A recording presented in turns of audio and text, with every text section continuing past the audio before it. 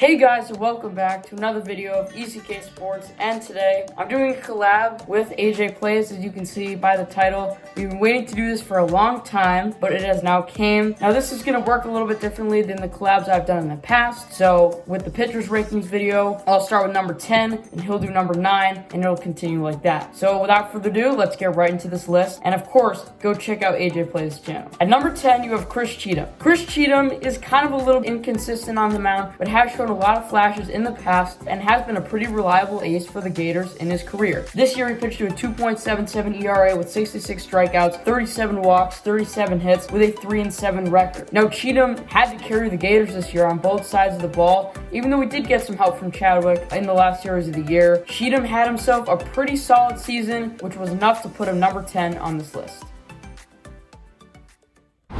Hi guys, it's AJ here, and coming in at number 9 we have Sawyer Bean. This guy was the second best rookie out of the draft class. He had a really solid performance and really did improve overall as the campaign continued. His arsenal definitely developed. We saw the flashes of brilliance with his drop ball early on against teams like the Mallards, and he really became a solid number 2 option behind number 1 option Brendan Baranoski. 2.10 ERA. The whip is a little bit high, but the 60 Ks, 15 hits as well as 38 walks. It's a little bit much if you look at it. However, kept the runs that crossed the plate down, and it was enough to help his team win wiffle ball games. That's why he is your number 9 pitcher. Coming after Sawyer Bean, at number 8, you have Daniel Schultz. After the first half of the season, was looking like one of the best pitchers in the league. However, after a rough start against the Diamondbacks and Predators, he slipped a little bit, and that brings him all the way down to number 8. Even though Sawyer Bean's numbers are a little bit better than his, just because of how good of a pitcher he is and how good of a pitcher he's been in the past, even though he did struggle in the playoffs and in the last 2 series of the year. This year, he pitched to a 2.33 ERA with a 2.45 whip, 40 strikeouts, 16 walks, 18 hits, and even though he was a number 2 arm for the first time in his career since 2014, he still did a very good job.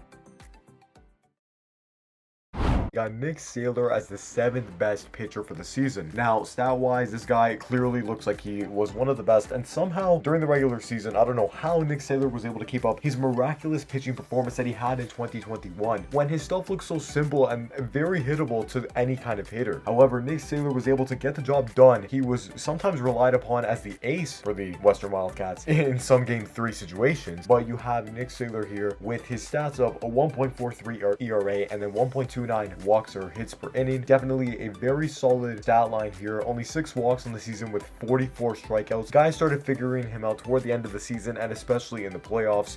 Can he be the ace for this team next year? Who knows exactly. However, Nick Saylor in 2022 did his job as a Western Wildcats second pitcher and sometimes ace in the regular season.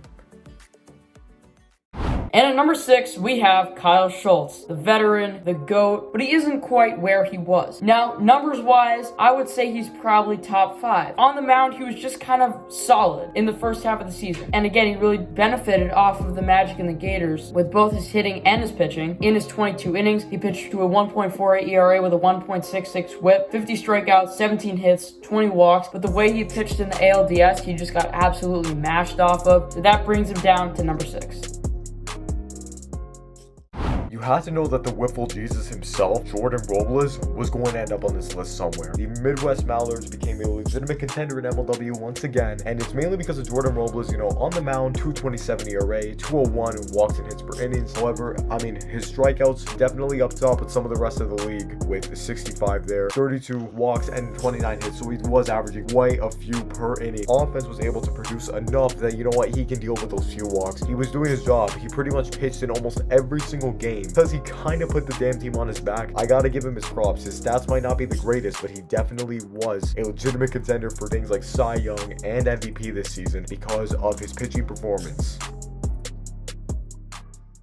At number 4, you have the face of MLW, Jimmy Nort. Now, Jimmy Nort was a star in the playoffs. His ERA was incredible. He had a 0.5 ERA in the playoffs, which is unbelievable. In the World Series, he was insane. In the NLDS, he was pretty good, and in the NLCS, he was unbelievable. He really showed off his true pitching talent. The only thing that brings him down from maybe even being number 1 is his first half of the season, which brings down some of these stats, as he had a 2.2 ERA with a 1.87 whip, 76 strikeouts, 31 walks, 30 hits, and a 5-5 win-loss record. Going into next season, probably projects to be a top 2 pitcher. The fact that he did have a sketchy first half of the season, and just overall as a pitcher, this year was not as good as the 3 guys ahead.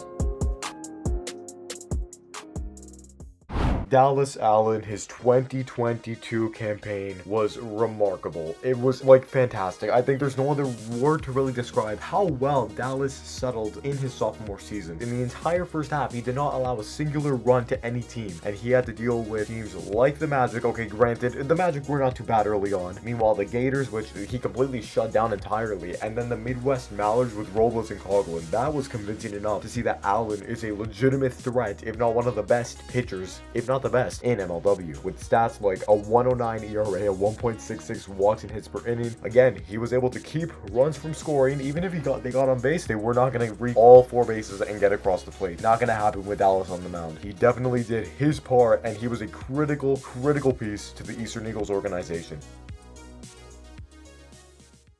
And following Dallas Allen, at number 2, you have Ryan Kracht. Ryan Kracht has been one of the game's best pitchers since 2019 and is probably the game's best pitcher since 2019, even though I wouldn't say he was the best pitcher in any of those seasons. But if you combine 2019 through 2022, he is the best pitcher in MLW in those years. And this year, he continued his dominance, pitching in 30 innings. He pitched to a 1.29 ERA, a 1.88 whip, 64 strikeouts, 27 walks, 30 hits, and a 6-3 win-loss record. He's still one of the best pitchers in the game, and while he may not be quite as good as number 1, I think going into next year, he probably projects better than he does. Obviously, the number 1 position is going to go to the guy known as Brendan Baranoski, who was your Cy Young winner. We personally thought that he was going to have to become the 3rd pitcher for this team. He, meanwhile, jumped over both Bean and Drew Davis, and he really became the ace for the Coastal Cobras en route to their World Series run. And Brendan Baranoski on the mound was that guy. The amount of strikeouts he had was one of the league leaders for strikeouts. 31.1 innings with a .96 ERA, 1.5 whip. The amount of hits and walks, you know what, he definitely, for a starter, he kept it low considering the teams he faced, especially against teams like the Magic, where I think he had a fantastic, striking out 23 batters out of 24 that he faced. On the mound, he was probably the best in pitcher across the league, and that is why we have him as number 1 on our league pitchers list for 2022.